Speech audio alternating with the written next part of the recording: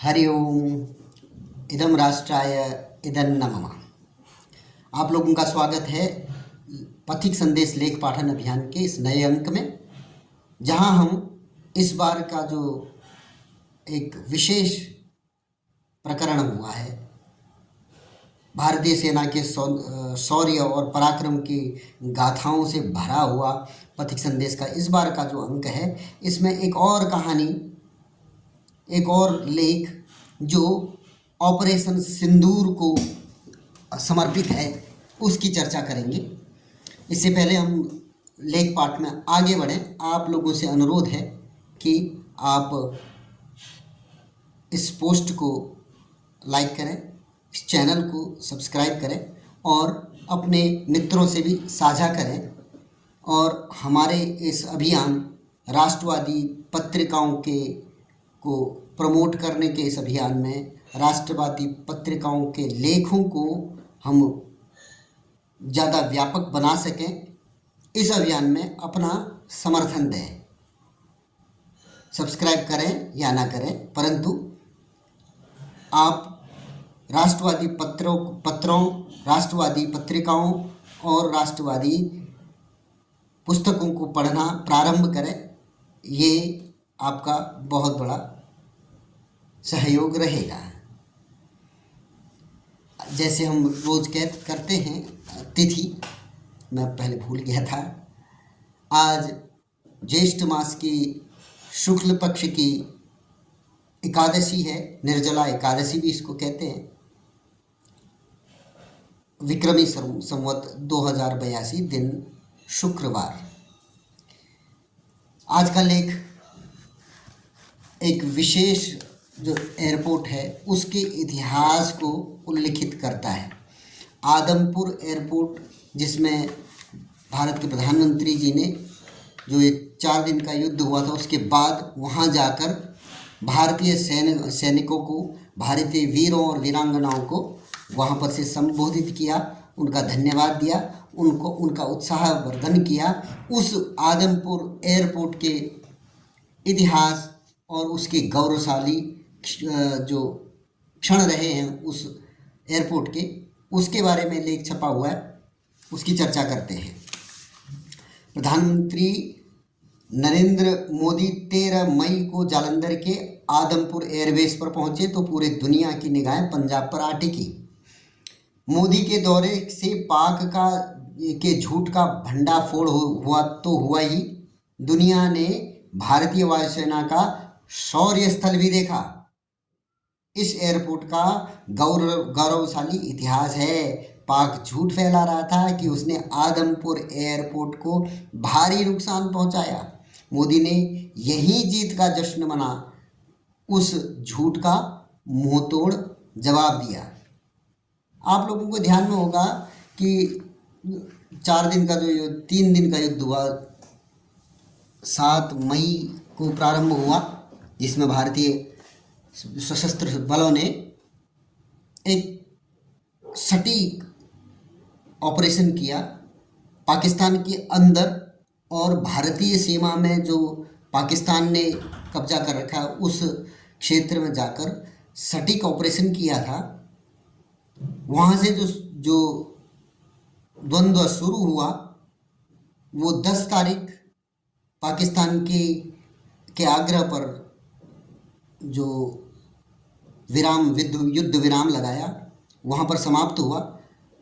लेकिन उसके साथ साथ एक और युद्ध चल रहा था, वो था ये झूठ का युद्ध। पाकिस्तान ने इन 3 दिनों या 4 दिनों का जो भी परिणाम निकला, उसको यह बताने की कोशिश की कि उन्होंने भारत का बहुत भारी नुकसान कर दिया है और यह युद्ध वह जीत चुके हैं। और इसके उसमें उन्होंने कई सम्मान समारोह और कुछ लोगों ने तो कुछ मूर्खता की हदें पार करते हुए जुलूस भी निकाल दिए, जिसमें एक पूर्व क्रिकेटर भी था, कि पाकिस्तान जीत गया। उस चीज़ को ध्वस्त करने के लिए फिर भारत ने युद्ध स्तर पर कार्य किया। और ये ये पहली बार नहीं हो रहा था भारत के साथ। पाकिस्तान ऐसे काम पहले भी कर चुका है। वो 4 बार भारत से युद्धों में हारा है, परंतु जो वाघ युद्ध हैं, दुनिया को बाहर समझाने वाली जितनी भी बातें और आंतरिक उनकी जो भोली भाली जनता है पाकिस्तान की, उनको बरगलाने के निमित्त वो एक स्वांग रचते हैं कि वो जीत चुके हैं, ऐसा स्वांग रचते हैं। इस बार भी किया, लेकिन इस बार भारतीय सरकार चौकन्नी थी, उन्होंने उनके झूठ को एक एक करके काटा।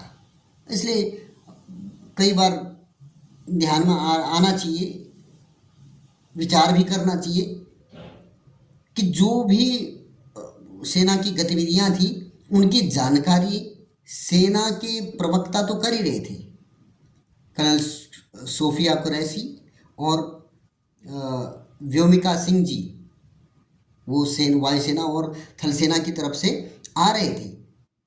फिर साथ में विदेश सचिव जी क्या कर रहे थे?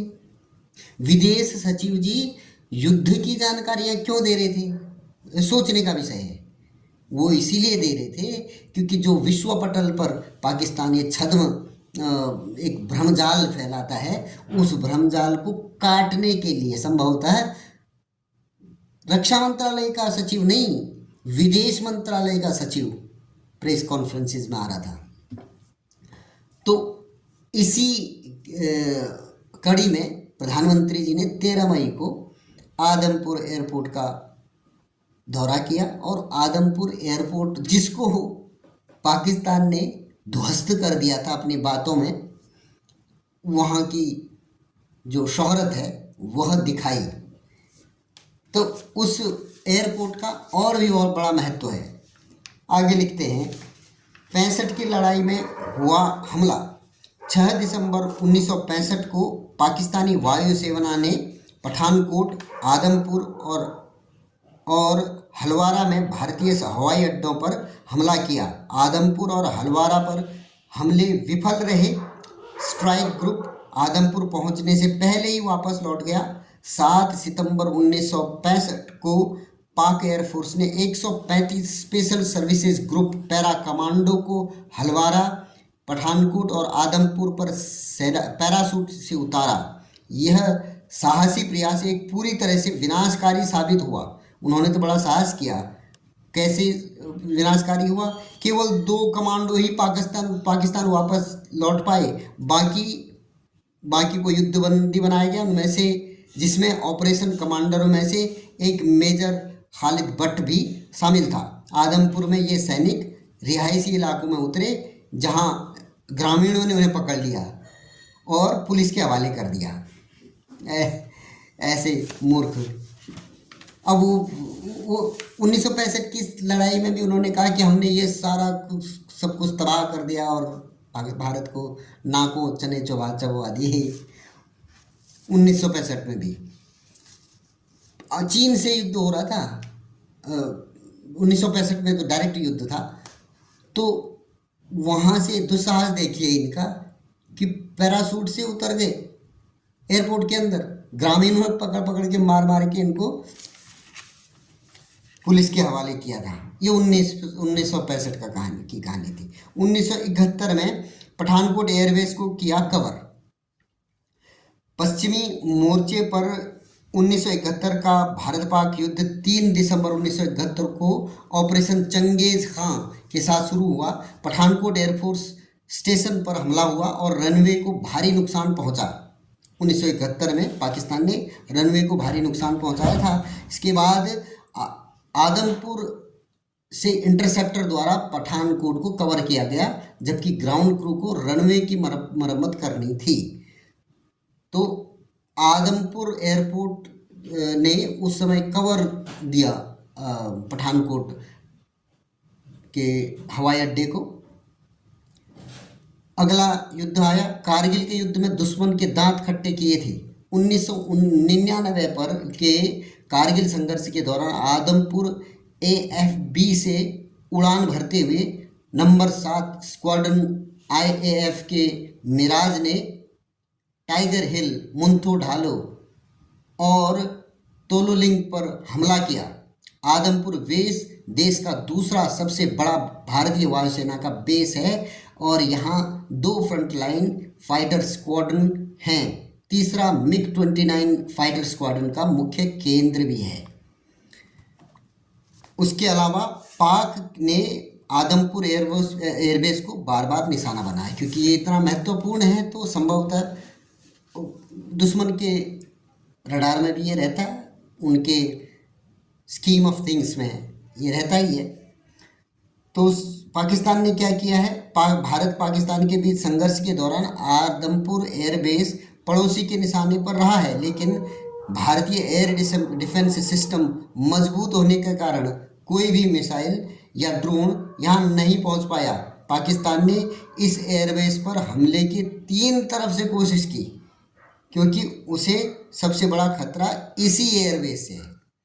यही 1999 में तो पहाड़ में चढ़ गए थे पाकिस्तानी सैनिक, वो ऊंचाई पर थे, भारतीय सैनिक नीचाई पर थे। उस समय इसी एयर बेस से उनको कवर देते हुए तोलोलिंग और ये जो 2 और पहाड़ियाँ बताई, वहाँ पर जाके बम वर्षा की भारतीय वायुसेना ने और इस तरीके से भारत को उन चोटियों को वापस कब्जा करने में मदद की। दूसरी बात ये कि आदमपुर का ये एयरपोर्ट जो है अपने आप में बहुत बड़ा महत्व का है, क्योंकि यह एक तो पश्चिमी सीमा से लगा हुआ है और एक मुख्य केंद्र भी है जहाँ पर 2 या 3 स्क्वाड्रन्स वायुसेना की रहती हैं।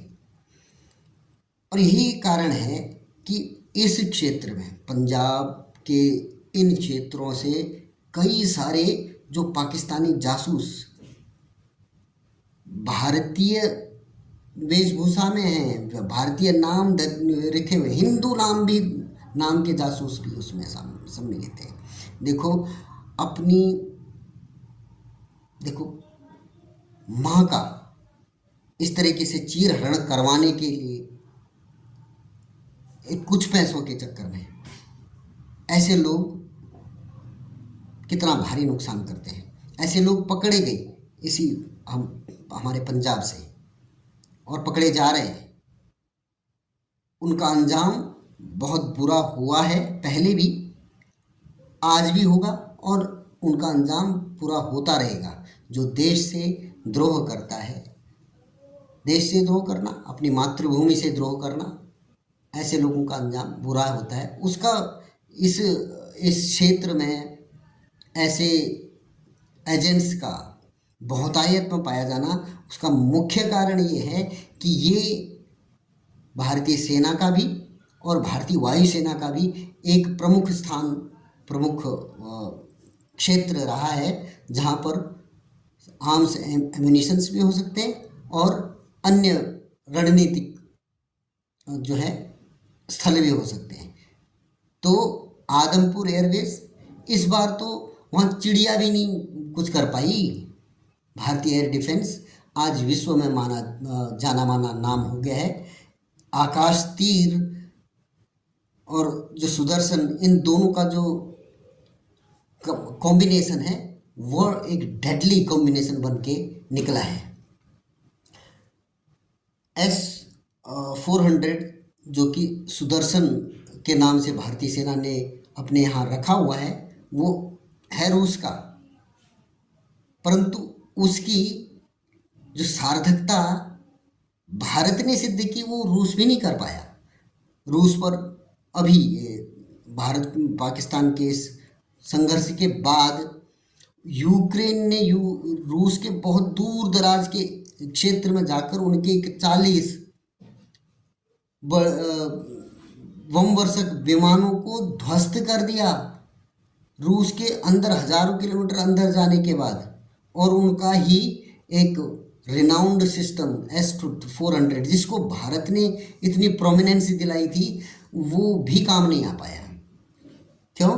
क्योंकि भारत का जो एयर डिफेंस सिस्टम है वो मल्टी लेयर्ड बना रखा है और वो अप्रतिम कार्य किया, क्योंकि पाकिस्तान ने अमेरिकी तंत्र का पूरा यूज करते हुए, उनके ही सिस्टम्स थे सारे, उन सिस्टम्स का और चाइना के सिस्टम्स का पूरा यूज करते हुए इस पूरी बेल्ट में इन 4 राज्यों पर पूरा हमला, बुरी तरह हमला करने की कोशिश की, नहीं कर पाया।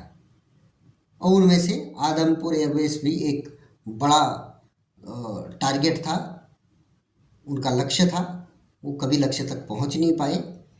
इसलिए प्रधानमंत्री जी वहाँ पर जाकर उन्होंने भारतीय सैनिकों, भारतीय वायुसेना के जवानों का उत्साहवर्धन किया और पूरे विश्व को बताया कि सब कुछ, सब चंगासी, तो उनका डायलॉग है, वो वहाँ जाके बताया। तो एक सुखद अनुभूति होती है भारत के सैनिकों का शौर्य, उसके यशो गुणगान की जब बात आती है तो यश गुण गाते समय बड़ी सुखद अनुभूति होती है, मन प्रफुल्लित होता है। तो ये इसीलिए ये लगातार ये चौथा या 5वां लेख है जो ऑपरेशन सिंदूर को समर्पित, क्योंकि इस पुस्तिका में छपा हुआ है, इस मासिक पत्रिका में छपा हुआ है। पत्रिका ने भी इसको महत्वपूर्ण माना, वीरों का शौर्य कहना चाहिए, ये पत्रिका भी मानती है और हमें भी हर्ष का अनुभव होता है। इसलिए आज का भी ये जो अंक है, हम हमारे वीर जवानों को, वीर वीरांगनाओं को समर्पित करते हैं। ये जो पत्रिका है पथिक संदेश, ऐसी राष्ट्रवादी पत्रिकाओं को पढ़ने के आह्वान के साथ पुनः मैं आप लोगों से अनुमति चाहता हूँ। अगले अंक पर मिलेंगे, तब तक के लिए धन्यवाद। जय जय श्री राम।